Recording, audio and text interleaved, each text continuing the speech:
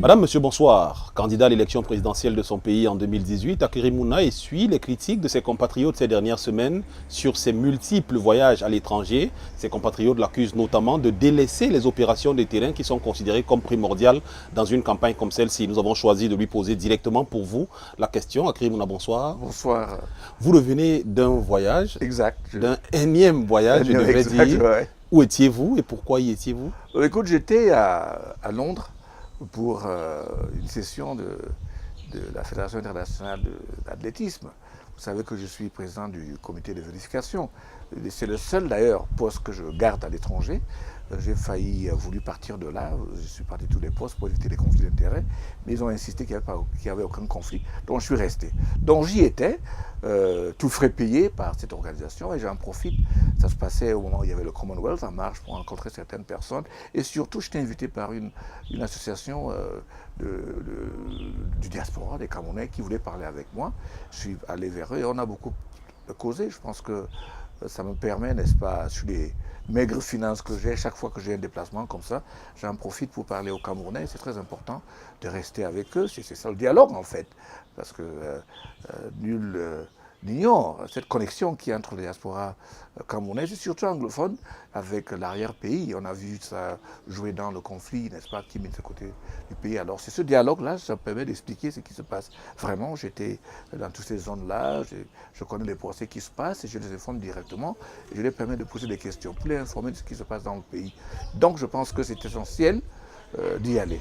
On vous a quand même vu, depuis la déclaration de votre candidature en octobre dernier, effectuer beaucoup de voyages. Vous êtes parti plusieurs fois à l'étranger, pratiquement vous êtes parti toutes les 2 semaines. C'est vrai. On vous a vu en France, on vous a vu, là vous revenez de Londres, vous nous l'avez dit, on vous a vu au Liban, on vous a vu à l'Union africaine en Éthiopie, on vous a encore dernièrement vu au Forum de Tana. Ouais. Pourquoi tous ces voyages qui font penser à vos concitoyens que vous négligez les opérations de terrain? Négliger les opérations de terrain, ce n'est pas vraiment exact, puisque on m'a vu sur le terrain. Et puis en plus, je fais un travail d'équipe. N'est-ce pas, le mouvement Now, ce n'est pas moi. Quand je vous entends poser cette question, je suis sûr que des amis de Now qui travaillent jour et nuit pour que ça se passe bien, je pense notamment à Amadou à Douala, je pense à Rayatou à Maroua, je pense à Roméo à Tchang, il y a même à Mahalat à Mora, et puis même Oumar à Crébi, et notre ami qu'on appelle souvent Eto qui est à Moutenguene, qui est en fait, il s'agit de Saha, et puis tout ce monde-là, ils travaillent jour et nuit, c'est une équipe. Et ils sont comme ça dans 360 arrondissements. Dans le groupe Now, ils travaillent avec un but précis. Bon, mais quel est l'impact que vos voyages ont sur votre candidature à la présidentielle? Est-ce qu'il y a un lien entre les voyages que vous effectuez et votre candidature à la présidentielle? Sur 2 niveaux. Prenons Londres, par exemple. J'y étais. À part voir les Camerounais qui ont voulu me voir, et j'y étais parce qu'il y avait une grande discussion sur la paix, les conflits internes. D'ailleurs, j'étais à une conférence donnée par le président Uhuru qui parlait de la réconciliation au Kenya. C'était extraordinaire de l'écouter. On a ce problème qui se pose ici. Donc je pense que maintenant, c'est le temps d'apprendre. On n'apprend pas quand on est président. Et je pense que mon parcours qui dure 20 ans, j'ai beaucoup appris et je continue à le faire. Bon, de Londres, je suis allé à Tana où on m'a invité. C'était un voyage sans frais. Mais dites-vous bien, on parlait de quoi? De paix et de sécurité. Et d'autres ont parlé de la nouvelle type de conflit qu'il y a en Afrique, qui sont les conflits intranationaux ou internationaux. Et qui fait de sorte que les gens se posent les questions, c'est maintenant une guerre atypique, ou c'est à l'intérieur des pays que ça se passe.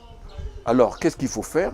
Finalement, on pense que la gestion, n'est-ce pas, de la diversité, la gouvernance de la diversité est une des causes de cela. Et ça parle directement à mon pays. Je les écoute, j'ai parlé avec des éminents chercheurs, des spécialistes en paix et sécurité. Il y avait des anciens chefs d'État là-bas avec qui on a discuté.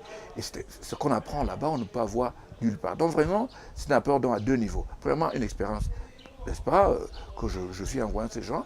Et à second niveau, ce que je vous ai dit, je vais en contact avec les Camerounais pour les expliquer, c'est une forme de dialogue, ce qui se passe au Cameroun. Pour sortir, Hakainde Mouna, ça veut dire que vous n'avez pas fini avec les voyages apparemment? Pas du tout, pas du tout. Vous en avez un en vue, votre prochaine Bien sûr, destination? je suis invité aux États-Unis, et je vais donc faire 3 villes, je vais faire Texas, je vais faire Los Angeles, je vais Washington DC, puis je vais aller au Québec. J'y vais inviter.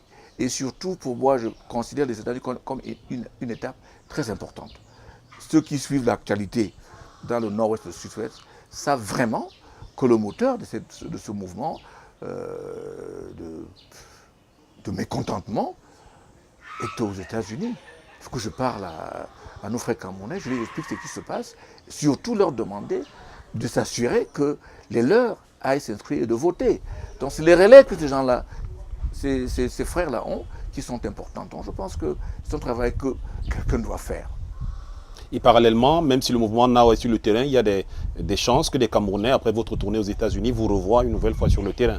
Bon, ben écoute, ça va continuer, ça va même s'augmenter parce que j'aurai fait le tour.